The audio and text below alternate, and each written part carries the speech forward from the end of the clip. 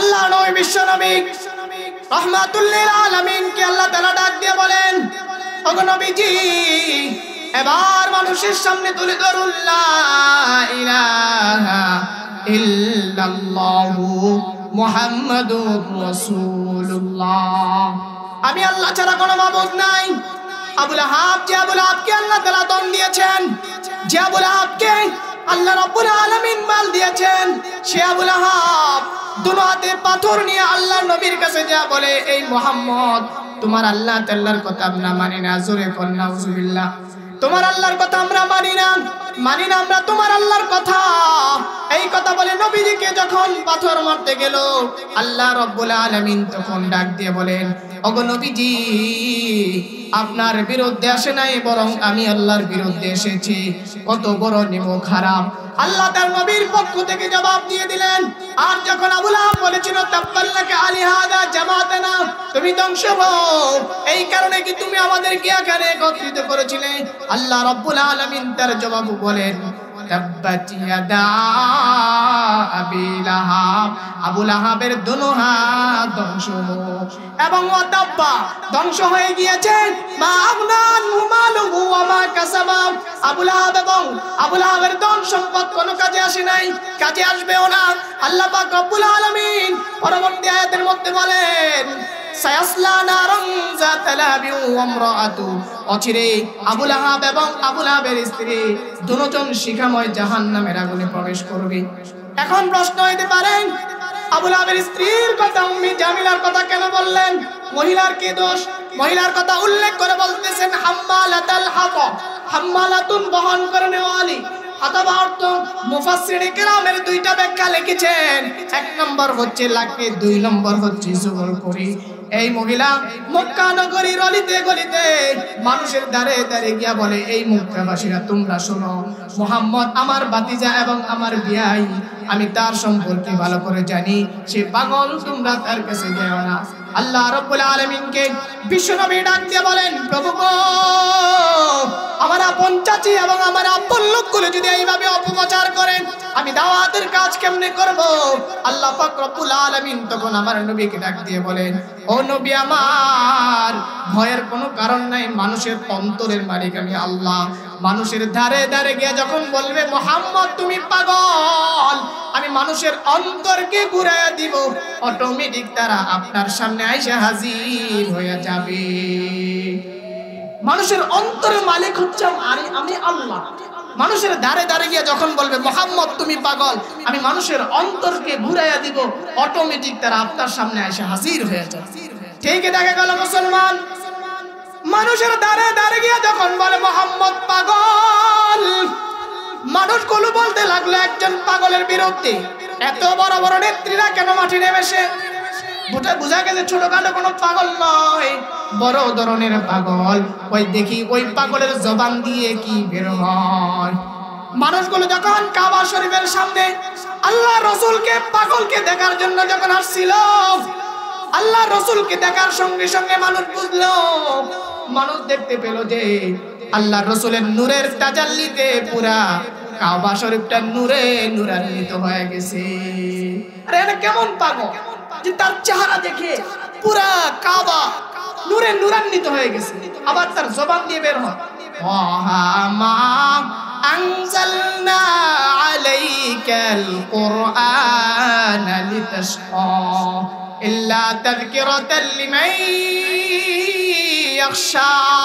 আল্লাহর নবীর জবান দিয়ে যখন কোরআনে কারীমের তেলাওয়াত বের হলো, মানুষগুলো বলতে লাগলো এটা তো সাধারণ কোনো কথা নয়, এটা হচ্ছে আল্লাহ পাক রব্বুল আলামিনের পক্ষ থেকে আসমানি কোনো কিতাবের কথা। আর এই লোকটা কোনো সাধারণ কোনো ব্যক্তি হতে পারে না, ইনি হচ্ছেন ওই ব্যক্তি যার ব্যাপারে তাওরাত, ইনজিল, জাবুর কিতাবের মধ্যে লেখা আছে। তিনি হচ্ছেন আমার নবী, আপনার নবী, সরকার দো আলম নবী মুহাম্মাদুর রাসূলুল্লাহ। সকলে বলেন সাল্লাল্লাহু আলাইহি ওয়াসাল্লাম। আল্লাহর নবী যাকে, উনি হচ্ছেন আল্লাহর নবী যাকে আল্লাহ আমাদের মাঝে শেষ নবী করে পাঠিয়েছে। कौनन का मुख्तार खुदा तुमको बनाया, कौनन का मुख्तार खुदा तुमको बनाया, उम्मत का निगाहबान खुदा तुमको बनाया, उम्मत का निगाहबान खुदा तुमको बनाया। या रब मेरे आँखों के समा जाए मदीना, या रब मेरे आँखों के समा जाए मदीना।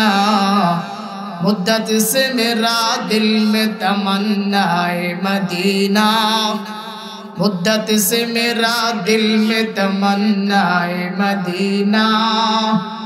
तलवार पकड़ हूँ कि निकल मैदान आसीर, तलवार पकड़ हूँ कि निकल मैदान आसीर।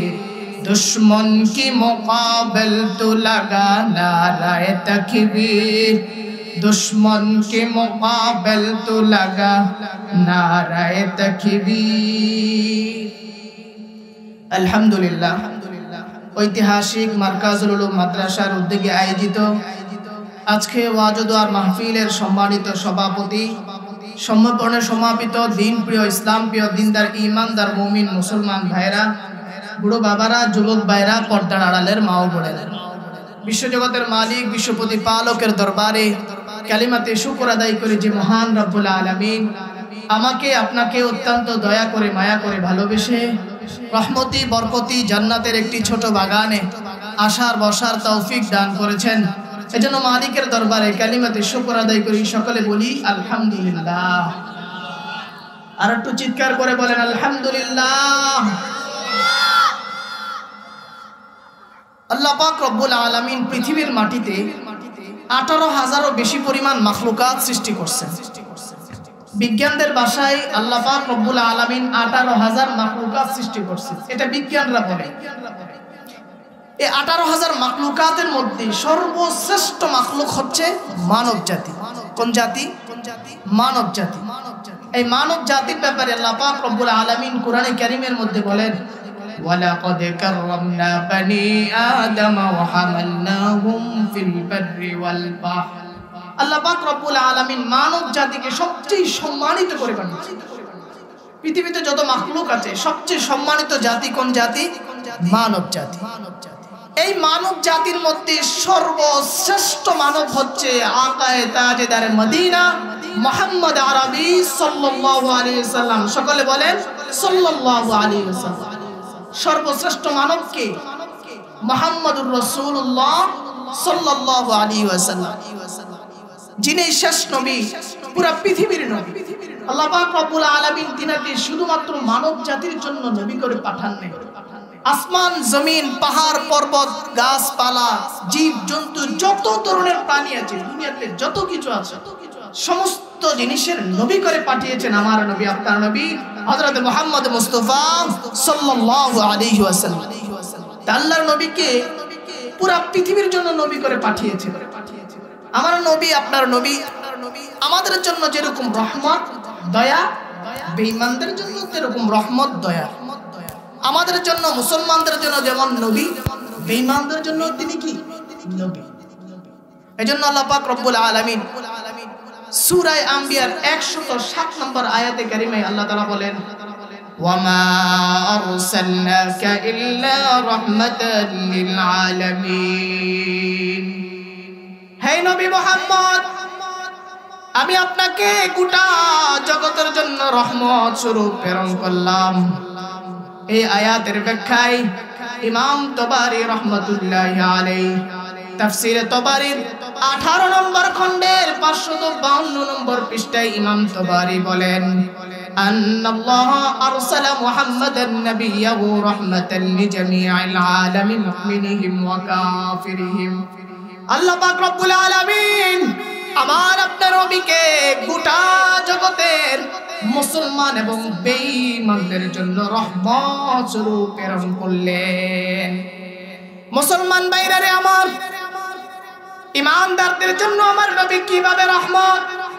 ইমাম তবারী বলেন, আন্নাল্লাহ হাদাহু বিহি ওয়াল ঈমান ওয়া আদখালাহু বিল ঈমানি বিহি ওয়াল আমালি বিমা জাআ মিন ইনদিল্লাহি আল জান্নাহ। আল্লাহ পাক রব্বুল আলামিন এই নবীর মাধ্যমে আমাদেরকে হেদায়েত দান করেছেন। শুধু তাই না, এই নবী আসমান থেকে আল্লাহ তাআলার পক্ষ থেকে যা কিছু আমাদের কাছে নিয়ে এসেছেন, কোন ব্যক্তি যদি আল্লাহ পাক রব্বুল আলামিনের কাছে আমার রাসূল যা কিছু নিয়েছেন ওই কথাগুলোর উপর যদি কোনো ব্যক্তি আমল করিয়া চলতে পারলে, আল্লাহ পাক রব্বুল আলামিন ওই বান্দা মারা যাওয়ার সঙ্গে সঙ্গে আল্লাহ তাকে সুখ শান্তিময় জায়গা জান্নাতের মেহমান বানিয়ে দিবে। তাহলে বোঝা গেল তো যে আমার নবী ঈমানদারদের জন্য কিভাবে রহমত, এটা তো বুঝাস। কিন্তু মুসলমান এখন প্রশ্ন করতে পারেন, আমার নবী বেঈমানদের জন্য কিভাবে রহমত? ইমাম তাবারি বলেন, ওয়া আম্মা কাফিরুহুম ফাকাদ দাফানহু আজিলাল বালা'i আল্লাযী কানা ইউনাজ্জিলু বিল উমাম আল মুকাজ্জিবাতি রুসুলাহা মিন ক্বাবল। এই নবীর আগে আল্লাহ পাক রব্বুল আলামিন দুনিয়ার মাটিতে লক্ষাধিক নবী রাসূলকে প্রেরণ করেছেন।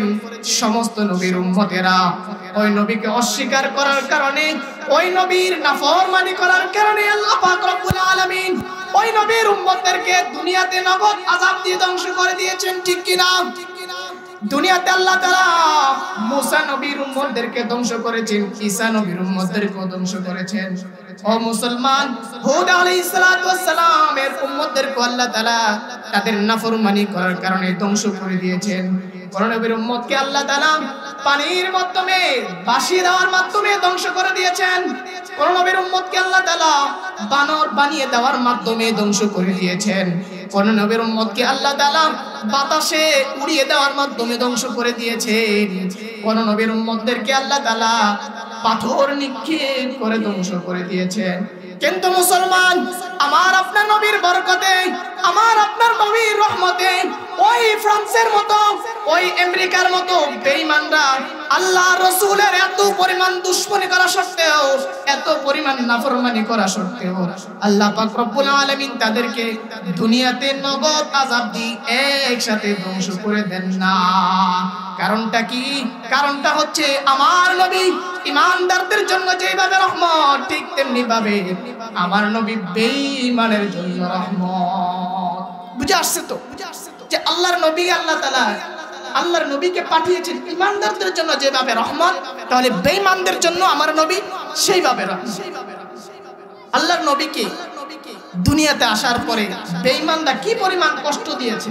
কোন সময় আমার নবী বেঈমান মুসলমানদের তার উম্মতের জন্য কখনো বদদুয়া করেন? কি করেন না? কখনো বদদুয়া করেন না। আল্লাহর রাসূলকে গালি দিয়েছে, বদদুয়া করেন না। আল্লাহর রাসূল নিজেকে গালি দিয়েছে, বদদুয়া করেন না। বরং আল্লাহর কাছে দোয়া করে গেছেন, আয় আল্লাহ, অতীতের যে সমস্ত উম্মতদেরকে তাদের নাফরমানি করার কারণে আপনি ধ্বংস করে দিয়েছেন, কিন্তু আমার উম্মতকে তাদের নাফরমানি করার কারণে আপনি একসাথে তাদেরকে ধ্বংস করে দিবেন। আল্লাহর রাসূল কিন্তু আল্লাহ তাআলার কাছে এই দোয়াটা করে গিয়েছেন, যার কারণে এত নাফরমানি করার পরেও আমাদের মতো মানুষদেরকে আল্লাহ তাআলা একসাথে ধ্বংস করে দিচ্ছেন। এটাই হচ্ছে আল্লাহর রাসূলের আমাদের প্রতি দয়া আর রহমত। মুসলমান ভাইরা রে আমার, বেঈমানেরা যদি চিন্তা করে যে নবীর কারণে, যে নবীর রহমত আর বরকতের কারণে আমাদের মতো বেঈমানরা দুনিয়াতে থাকতে পারছে, মুসলমান ভাইরা রে আমার, আপনাদের কাছে শুনতে চাই, ওই নবীকে গালি দেওয়া এটা নেই নাকি অন্যায়? কি বলেন? যে নবীর কারণে বেঈমানরা পর্যন্ত শান্তিতে বসবাস করতে পারছে, তো ওই নবীকে গালি দেওয়া এটা কি অন্যায় না? নেই। গালি দেয়নি? আসেনি? কাদিয়ানীরা গালি দেয় না? কাদিয়ানীরা গালি দেয় না? কাদিয়ানীরা কি বলে? আমি শেষ নবী, মানে আল্লাহর নবীকে শেষ নবী বলে দাবি করে না। অথচ আল্লাহ রাসূল সাল্লাল্লাহু আলাইহি ওয়াসাল্লাম হাদিসের মধ্যে বলেছেন, আনা খাতামুন নবী লা নবিয়্যা বা'দ, আমি শেষ নবী, আমার পর আর কোনো নবী আসবে না।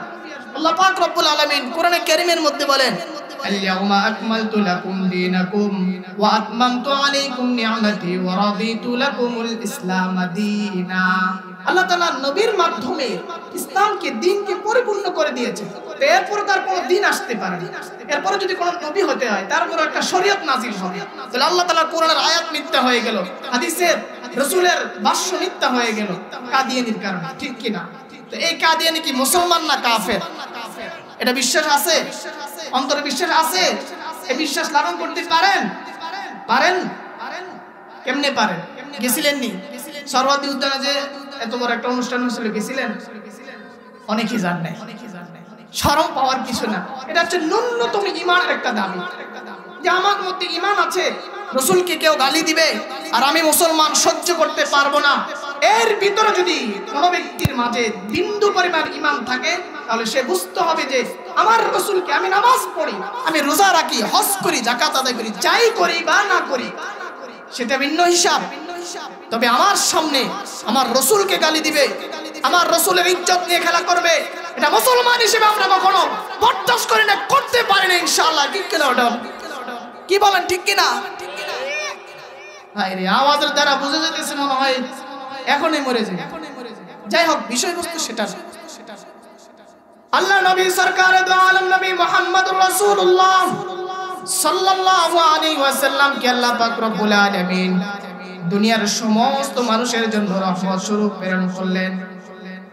জীবনে 63 বছর জীবনে উম্মতের জন্য কখনো বদদুয়া করেন নাই, সব সময় দোয়া করে গিয়েছেন কি পরিমাণ আমার রাসূলকে কষ্ট দেওয়া হয়েছে।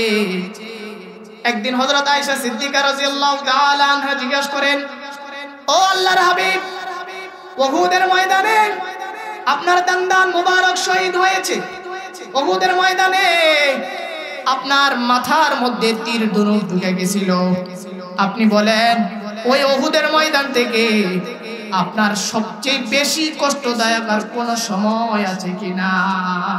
উহুদের ময়দানে আপনাকে আল্লাহর রাসূল, আপনাকে কাফেররা কত ধরনের কষ্ট দিয়েছিল, আপনার দান্দান মোবারক শহীদ করেছে, আপনার মাথার মধ্যে তীর ধনুক ঢুকিয়ে দিয়েছিল, এত পরিমাণ কষ্ট পাওয়ার পরেও আপনি আমাকে বলেন যে আপনার এই দিনের চাইতে আরো কোন দিন আছে কিনা যে তার চাইতে বেশি কষ্ট পেয়েছে? আল্লাহ নবী সরকার দু আলম নবী মুহাম্মদুর রাসূলুল্লাহ সাল্লাল্লাহু আলাইহি ওয়াসাল্লাম বলেন, হে আয়েশা, উহুদের ময়দানে আমি যে পরিমাণ কষ্ট পেয়েছি এর থেকে শত শত গুণ বেশি কষ্ট পেয়েছি আমি ওই তাইফের ময়দানে যখন দাওয়াত দিতে গিয়েছিলাম। তাইফের ময়দানে আমার আপনার নবী মুহাম্মদ আরবি সাল্লাল্লাহু আলাইহি ওয়াসাল্লাম যখন দাওয়াত দিতে গিয়েছিলেন, তাইফের কাফের ছেলেরা আপনার আমার নবীর চারপাশ দিয়ে ঘিরে করে ধরে রেখেছিল, শিরা বৃষ্টির মতো পাথর মেরেছে। হযরত যায়েদ বলেন, ও তাইফের কাফের ছেলেরা, যত পাথর মারার দরকার আমারে মার, এই লোকটাকে তোমরা আর মাইরো না। পাথরের আঘাত যখন সামনের দিক থেকে আসে, হযরত যায়েদ সামনের দিকে দৌড়ে চলে যায়। পাথরের আঘাত যখন পিছন দিক থেকে আসে, হযরত যায়েদ পিছন দিকে চলে যায়। পাথরের আঘাত যখন ডান দিক থেকে আসে, হযরত যায়েদ ডান দিকে চলে যায়। পাথরের আঘাত যখন বাম দিক থেকে আসে, হযরত যায়েদ বাম দিকে চলে যায়। এরকম একবার হইতে হইতে হইতে হইতে এক পর্যায়ে হযরত যায়েদ বেহুশ হয়ে জমিনের মধ্যে পড়ে যায়। হযরত যায়েদ রাদিয়াল্লাহু তাআলা বলেন, ও দুনিয়ার লোকেরা শোনো, তাইফের ময়দানে আমি যখন আমার রাসূলের সাথে ছিলাম, তাইফের কাফের ছেলেরা আমার আপনার নবীর নরম শরীরের মধ্যে এত চোকা পাথরগুলা মেরেছে, এত জোরে মেরেছে রে মুসলমান, ভালো করে শুনে রাখো, ওই চোকা পাথরগুলা আল্লাহর রাসূলের নরম শরীরের মধ্যে গেঁথে গেঁথে বসে গেছে। আমি যায়েদ যখন ওই নরম শরীরে গেঁথে থাকা পাথরগুলাকে যখন আমি সরাইতে যাই, ওখান থেকে রক্তের স্রোত বের হতে থাকে। আহা, কি পরিমাণ কষ্ট দিয়েছে! আহা, আল্লাহ রাসূলকে এত পরিমাণ কষ্ট দেওয়ার পরে আল্লাহ রাসূল সাল্লাল্লাহু আলাইহি ওয়াসাল্লাম বেহুশ হয়ে জমিনের মধ্যে পড়ে গেলেন। বেহুশ হয়ে যখন জমিনে পড়ে গেলেন, তো হযরত যায়েদ রাদিয়াল্লাহু তাআলা আনহুকে নিয়ে একটা আঙ্গুরের বাগানের মধ্যে তিনি অবস্থান করলেন। আঙ্গুরের বাগানে অবস্থান করার পরে হযরত জিবরাইল আলাইহিস সালাতু ওয়াস সালাম আল্লাহর নবীর কাছে এসে বলে, ও আল্লাহর হাবিব, আমি জিবরাইল আলাইহিস সালাতু ওয়াস সালাম, আমাকে আল্লাহ তাআলার পক্ষ থেকে পাঠানো হয়েছে, আপনি বলেন আমার কাছে এমন একজন ফেরেশতা আছে, যেই ফেরেশতা তাইফের দুই পাশে দুইটা পাহাড় আছে, ওই পাহাড়কে দুই পাশ থেকে এমনে টান দিয়ে আইনা ডাইরেক্ট মাঝখান দিয়ে ফিশাস ধ্বংস করে দিবে। এরকম শক্তিশালী একটা ফেরেশতা আমার কাছে আছে। আপনি শুধু অর্ডার দেন, আপনাকে যে কষ্ট দিয়েছে এগুলো আল্লাহ দেখেছে, আল্লাহ আমাকে পাঠিয়েছেন, আপনি শুধু বলেন। আল্লাহর নবী সরকারে দু আলম নবী মুহাম্মাদুর রাসূলুল্লাহ সাল্লাল্লাহু আলাইহি ওয়াসাল্লাম উম্মতের প্রতি কি পরিমাণ দয়া আর রহমত। যখন জিবরাইল আলাইহিস সালাতু ওয়াস সালাম যখন আল্লাহর নবীকে এই প্রস্তাব দিলেন, আল্লাহর নবী বললেন, না না ও জিবরাইল, আমার এই উম্মতের কারণে তো আল্লাহ তাআলা আমাকে দুনিয়াতে পাঠাইছেন। আমি যদি এই উম্মতকে নগদ আযাব দিয়ে ধ্বংস করে দেওয়ার কথা বলি, তাহলে আমি দ্বীনের দাওয়াত কাকে দিব? ও জিবরাইল, আজকে এই তায়েফবাসী আমাকে চিনে নাই, যার কারণে আমার সাথে এমন আচরণ করেছে। কিন্তু এমন একটা সময় আসবে যেই সময় এই তায়েফবাসীর অলিতে গলিতে আমি মুহাম্মদের পরিচয় দিয়া মানুষ লালন করবে। ঠিক কি না? এখন তায়েফবাসী নাকি কাফের না মুসলমান? সবাই কি মুসলমান না কাফের? ১৫০০ বছর আগে আমার নবী বলে গিয়েছেন যে এই তায়েফবাসীরা যখন আমাকে চিনবে তখন তারা আমাকে নবী বলে শিখায়। আল্লাহ রাসূল কি করেন নাই?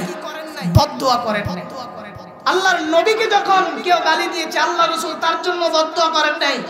কিন্তু যখন আল্লাহর নবীর সামনে আল্লাহকে কেউ গালি দিয়েছে, আল্লাহর নবী সেটা কখনো সহ্য করতে পারে নাই, তার জন্য বদদুয়া করেছে। এজন্য সূরা আবাসার 17 নম্বর আয়াত থেকে কয়েকটা আয়াতে কারিমার তাফসীরে মাযহারিতে আল্লামা সানাউল্লাহ পানিপতি রাহমাতুল্লাহ আলাইহি একটা শানে নুজুল লিখেছেন। আয়াতগুলো হচ্ছে, কুতিলাল ইনসানু মা আকফারা মিন আই শাইইন খালাকা মিন নুতফাতিন খালাকাহু ফাকাদ্দারা থুম্মা আস-সাবিলা ইয়াসসারা থুম্মা আমাতাহু ফাআকবারা থুম্মা ইযা শাআ আনশারা। এই আয়াতগুলো নাজিল হয়েছে আবু লাহাবের দুই সন্তানকে কেন্দ্র করে। কয় সন্তান? দুই সন্তান। একজনের নাম হচ্ছে উতবা, আরেকজনের নাম হচ্ছে কি? উতাইবা। কি? উতবা আর উতাইবা। এই দুই সন্তানকে আল্লাহ তাআলা, আল্লাহর রাসূল তাদের নামে বদদুয়া করেছেন। কেন করেছেন? তারা আল্লাহকে গালি দিয়েছে, এই কারণে তাদের জন্য আল্লাহ রাসূল বদদুয়া করেছেন। এটাই বোঝানো মাকসাদ। এই আয়াতটা নাজিল হয়েছে উতবা আর উতাইবা এই দুই সন্তানকে কেন্দ্র করে। কি নাম? উতবা আর উতাইবা এই দুই সন্তানকে কেন্দ্র করে আল্লাহ তাআলা এই আয়াতগুলোকে নাজিল করছেন। আবু লাহাব কি চিনেন? আবু লাহাব কি? আবু লাহাবের মূল নাম হচ্ছে আব্দুল উজ্জা। কি? আব্দুল উজ্জা। তো লোকেরা তাকে আবু লাহাব বলতো। আবু লাহাব কেন বলে? আবুন মানে হচ্ছে বাপ আর লাহাবুন মানে হচ্ছে লাল। তো মানে কি? লালের বাপ। আমাদের কুমিল্লাতে একটা প্রবাদ বাক্য আছে যে কোন ব্যক্তি যদি ভাগ্যবান হয়, ভাগ্যবতী হয়, তাহলে আমরা তারে এইভাবে বলে থাকি যে লালে লাল শাহজালাল। বলি না? আমরা কুমিল্লার কেউ আসেন নি? কেউ নাই। আমার দেশি বুঝি কোনো কেউ পাওয়া গেল না। আচ্ছা, যাই হোক, আমাদের কুমিল্লার একটা প্রবাদ বাক্য আছে যে লালে লাল শাহজালাল, মানে সে অনেক ভাগ্যবতী। তো আবু লাহাবকে মানুষ লালের বাপ কেন বলতো? আবু লাহাবকে আল্লাহ পাক রব্বুল আলামিন বড় বড় 3টা নিয়ামত দান করছেন। কয়টা? 3টা। এক নম্বর হচ্ছে আবু লাহাবকে আল্লাহ তাআলা অনেক সুন্দর করে বানিয়েছেন। তার চেহারা সৌন্দর্যটা অনেক ছিল। আজকে মানুষ তার চেহারার সৌন্দর্যের জন্য চুলের মধ্যে কত ধরনের কাটিং দেয় না? মেসি কাটিং, রোনালদো কাটিং, আর একটা কি জানি আছে নেইমার কাটিং, কত ধরনের কাটিং দেয়।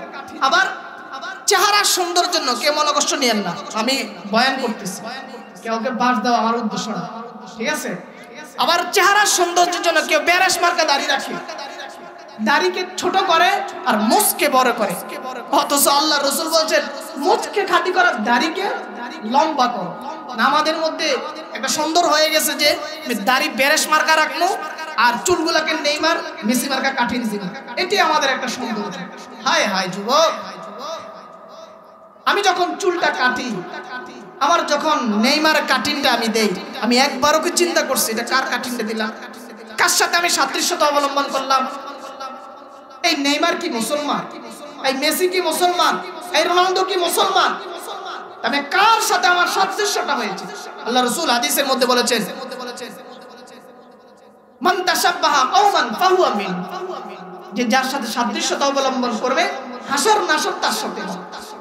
আপনি যদি রোনালদোর সাথে সাদৃশ্যতা অবলম্বন করেন তো আপনার হাসরটা ওই রোনালদোর সাথেই হবে। তা আমায় কখনো চিন্তা করি না যে আমার চেহারার সৌন্দর্যটা আমরা কিভাবে করব, আল্লাহর রাসূল কিভাবে করেছেন, আমরা কিভাবে করছি। তাহলে বুঝাই দিয়েছিলাম আবু লাহাবকে আল্লাহ তাআলা তিনটা বড় বড় নিয়ামত দান করছেন। এক নম্বর হচ্ছে আবু লাহাবকে অনেক সুন্দর করে বানিয়েছে। দুই নম্বর হচ্ছে আল্লাহ তাআলা আবু লাহাবকে অনেক আওলাদ দিয়েছেন, অনেক আওলাদ, অনেক সন্তান সন্ততি দিয়েছেন। আজকে আমাদের মধ্যে একটা নাস্তিক মার্কা স্লোগান আছে, একটি হলে ভালো হয়, দুইটার বেশি না, আসেনি? একটি হলে ভালো হয়, সন্তান একটা হলে ভালো হয়, দুইটার বেশি না। অথচ আল্লাহ রাসূল বলেছেন যে তোমরা এমন স্ত্রীকে বিবাহ করো, এমন পরিবারের সাথে তোমাদের পরিবার গঠন করো যে পরিবারের থেকে সন্তান বেশি আসে থাকে।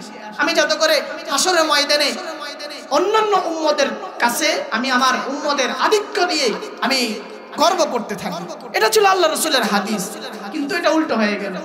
তাহলে আবু লাহাবকে আল্লাহ তাআলা অনেক ধন সম্পত্তির মালিক বানিয়েছেন।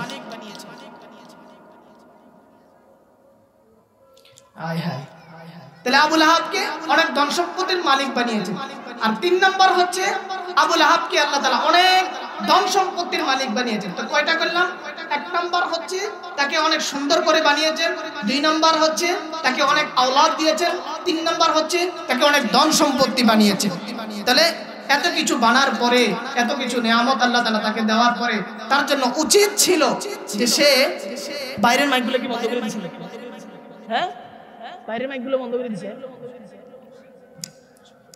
এত কিছু হওয়ার পরে তার উচিত ছিল যে আল্লাহ তাআলার ইবাদত করা, আল্লাহর নিয়ামতের শুকর আদায় করা, কিন্তু সে করছে না, বরং নাফরমানি করছে।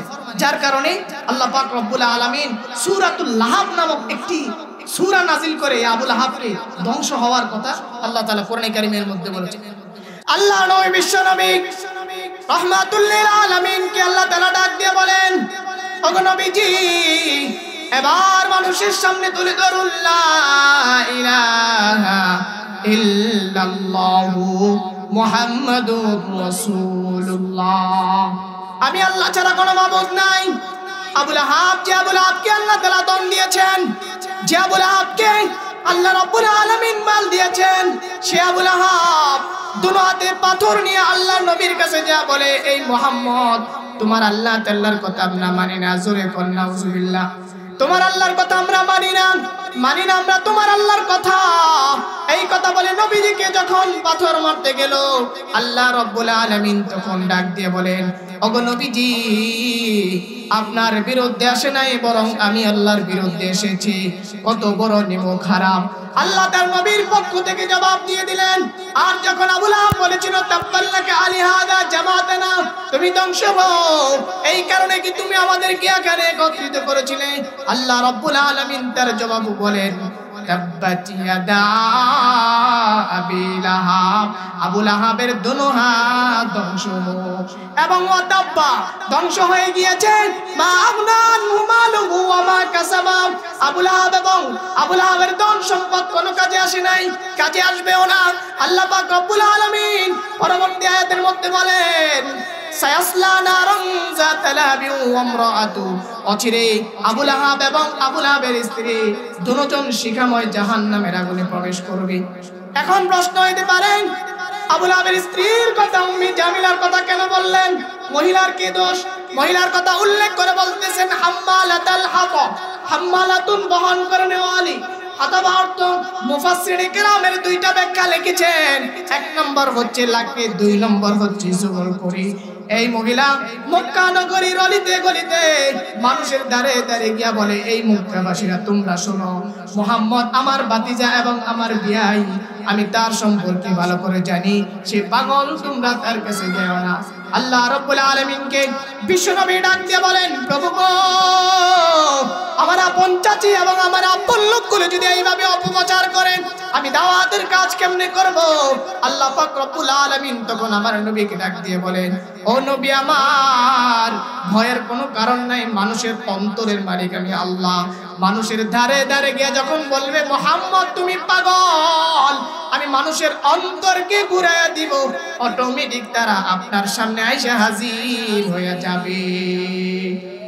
মানুষের অন্তরের মালিক হচ্ছে আমি আল্লাহ। মানুষের ধারে ধারে গিয়ে যখন বলবে মুহাম্মদ তুমি পাগল, আমি মানুষের অন্তরকে ঘুরাইয়া দিব, অটোমেটিক তারা আপনার সামনে এসে হাজির হয়ে যাবে। ঠিক দেখা গেল মুসলমান মানুষের ধারে ধারে গিয়ে যখন বলে মুহাম্মদ পাগল, মানুষগুলো বলতে লাগলো একজন পাগলের বিরুদ্ধে। এত বড় বড় নেত্রীরা কেন মাঠে নেমেছে? বুঝা গেছে ছোটখাটো কোনো পাগল নয়, বড় ধরনের পাগল। ওই দেখি ওই পাগলের জবান দিয়ে কি বের হয়। মানুষগুলো যখন কাবা শরীফের সামনে আল্লাহ রসুলকে পাগলকে দেখার জন্য যখন আসছিল, আল্লাহ রসুলকে দেখার সঙ্গে সঙ্গে মানুষ বুঝলো, মানুষ দেখতে পেল যে আল্লাহ রসুলের নূরের তাজাল্লিতে পুরা কাবা শরীফটা নূরে নূরান্বিত হয়ে গেছে। আরে এটা কেমন পাগল যে তার চেহারা দেখে পুরা কাবা নূরে নূরান্বিত হয়ে গেছে, আবার তার জবান দিয়ে বের হয় আনজালনা আলাইকাল কুরআনা লিতাশকা ইল্লা তাযকিরাতাল লিমান ইয়াখশা। আল্লাহর নবীর জবান দিয়ে যখন কোরআনে কারীমের তেলাওয়াত বের হলো, মানুষগুলো বলতে লাগলো এটা তো সাধারণ কোনো কথা নয়, এটা হচ্ছে আল্লাহ পাক রব্বুল আলামিনের পক্ষ থেকে আসমানি কোনো কিতাবের কথা। আর এই লোকটা কোনো সাধারণ কোনো ব্যক্তি হতে পারে না, ইনি হচ্ছেন ওই ব্যক্তি যার ব্যাপারে তাওরাত, ইনজিল, জাবুর কিতাবের মধ্যে লেখা আছে। তিনি হচ্ছেন আমার নবী, আপনার নবী, সরকার দো আলম নবী মুহাম্মাদুর রাসূলুল্লাহ। সকলে বলেন সাল্লাল্লাহু আলাইহি ওয়াসাল্লাম। আল্লাহর নবী যাকে, উনি হচ্ছেন আল্লাহর নবী যাকে আল্লাহ আমাদের মাঝে শেষ নবী করে পাঠিয়েছে। এইভাবে দেখা গেল যে মানুষ দলে দলে ইসলাম ধর্ম গ্রহণ করতেছিল। ইসলাম ধর্ম যখন গ্রহণ করতেছিলেন, তো ওই যে লাহাব যে নাজিল হয়েছিল, আবু লাহাব এবং আবু লাহাবের স্ত্রীকে ব্যাপারে সূরাতুল লাহাব যে নাজিল হয়েছিল, যখন এই সূরাটা নাজিল হয়েছে তখন আবু লাহাবের স্ত্রী উম্মে জামিলা তার দুই সন্তানকে যা বলে, এই আমার সন্তানেরা তোমার কাছে যে মুহাম্মদের দুই কন্যাকে বিবাহ দিয়েছে, তোমরা ওই দুই কন্যাকে তালাক দিয়ে দাও। কারণ কি? মুহাম্মদের কাছে আমাদের নামে কোরআনের আয়াত নাজিল হয়েছে, আমরা নাকি জাহান্নামী। এই কারণে তোমাদেরকে বলি যে তোমরা মুহাম্মদের দুই কন্যা। আল্লাহর নবীর কাছে যখন উতবা এবং উতাইবা এই কথাটা যখন বলল, তোমার আল্লাহ তাআলার কথা আমরা মানি না, উতবা তখন এই কথা বলার পরে আল্লাহর নবী তাকে বললেন, ওই আবু লাহাবের দুই সন্তান উতবা, তোরে বাগে খাক। বলছে কি যে তোদেরকে বাগে খাক, তুই আমার সামনে আমার আল্লাহকে গালি দিয়েছ, তোদেরকে বাগে খাক। ঠিকই দেখা গেল একটা সফরের মধ্যে যখন যাইতেছিল, সফরে যাওয়ার পথে তো আবু লাহাব বলেছিল, তোমরা যখন সফরে যাও তো আমার দুই সন্তানকে তোমরা এমন ভাবে সেফটি করে রাখবা, এমন ভাবে বর্ডার দিয়ে রাখবা, যাতে করে কোনো ভাগ, কোনো কুকুর তাদেরকে কি করতে না পারে, আক্রমণ করতে না পারে। সিরিয়ায় যখন ব্যবসা করতে গেছিল, ব্যবসা করার পরে যাওয়ার পথে যখন একটা বিশ্রাম করার জন্য বসছিল, বিশ্রাম করার পরে তো বিশ্রামের কাফেলার অন্য সমস্ত যে সমস্ত লোকেরা ছিল, তারা সবাই বলতেছে যে আমরা আবু লাহাবের দুই সন্তানকে কোথায় রাখা যায়, আমাদের সাথে যদি রাখি ভাগে খেয়ে ফেলবে। তাহলে কি করতে হবে? আমাদের যত সামানা আছে সমস্ত সামানাগুলোকে আমরা এরকম স্তূপ করি, ওই স্তূপের মধ্যে আমরা আবু লাহাবের দুই সন্তানকে কি করব? রাখবো, যাতে করে ভাগ তাদেরকে তালাশ করতে না পারে। যখন এই কথা বললো, তো তারা আবু লাহাবকে এরকম উপরে রাখ, আবু লাহাবের দুই সন্তান উতবা আর উতাইবাকে এরকম উপরে রাখার পরে একটা বাঘ দূর থেকে এরকম ভাবে পলক দৃষ্টিতে তাকিয়ে আছে যে যখনই সবাই ঘুমিয়ে পড়বে তখনই তাদের উপর আমরা হামলা করব। ঠিক দেখা গেল যখন সবাই ঘুমিয়ে পড়লো, ভাগে খুঁজে খুঁজে খুঁজে খুঁজে উপরে লাফ দিয়ে দেখে যে ওই সেই দুই ব্যক্তি যার ব্যাপারে আল্লাহ তাআলা আমাদেরকে ধ্বংস করার জন্য পাঠিয়েছেন। তো ওই দুই ব্যক্তিকে ভাগ সঙ্গে সঙ্গে কি করলো? তাদেরকে ধ্বংস করে এমন ভাবে তাদেরকে ছিঁড়া খালো যে এক পাশে তাদের কল্লা পড়ে আছে, আরেক পাশে পাও পড়ে আছে, আরেক পাশে তাদের কি পড়ে আছে? তাদের হাত পড়ে আছে। পুরো টুকরা টুকরা করে তাদেরকে ধ্বংস করে দিল। মুসলমান ভাইরারে আমার, আমি এটাই বুঝাতে চাইলাম যে আল্লাহর রাসূল তো এমন রহমত ছিলেন, এমন দয়া ছিলেন, এমন মহব্বতে আমাদেরকে করতেন, জীবনে কোনোদিন উম্মতকে বদদুয়া করেন নাই। কিন্তু আল্লাহর রাসূলের সামনে যখন আল্লাহ তাআলাকে কেউ গালি দিয়েছে, তখন আল্লাহর রাসূল তার জন্য বদদুয়া করেছেন। আজকে এই মাহফিল থেকে আমাদেরকে এই প্রতিজ্ঞাবদ্ধ হতে হবে, আমরা মুসলমান, আমাদের মুসলমানদের সামনে যদি আল্লাহকে, আল্লাহর নবীকে কোন কাদিয়ানের মতো দালালেরা, কাদিয়ানের মতো ইহুদি খ্রিস্টানদের দালালরা যদি আমার রাসূলের চেয়ার নিয়ে, আমার রাসূলের নবুয়তের চেয়ার নিয়ে টানাটানি করে, আমরা আমার রাসূলকে, রাসূলের ইজ্জত নিয়ে খেলা করে, আমরা মুসলমান হিসাবে এটা কখনো আমরা বরদাস্ত করি নাই, করব না ইনশাআল্লাহ। কি বলেন, ঠিক কি না? আল্লাহ তাআলা আমাদের সেই তৌফিক দান করুন। সময় অনেক সংক্ষেপ, যার কারণে আলোচনা অনেক সংক্ষেপ করলাম। দোয়া করবেন আল্লাহ তাআলা যেন যা কথাগুলো বলেছি এই কথাগুলোর উপরে পরিপূর্ণ বুঝে আমল করার তৌফিক দান করুন। ওয়া আখিরি দাওয়ানা আলহামদুলিল্লাহি রাব্বিল আলামিন। আসসালামু আলাইকুম।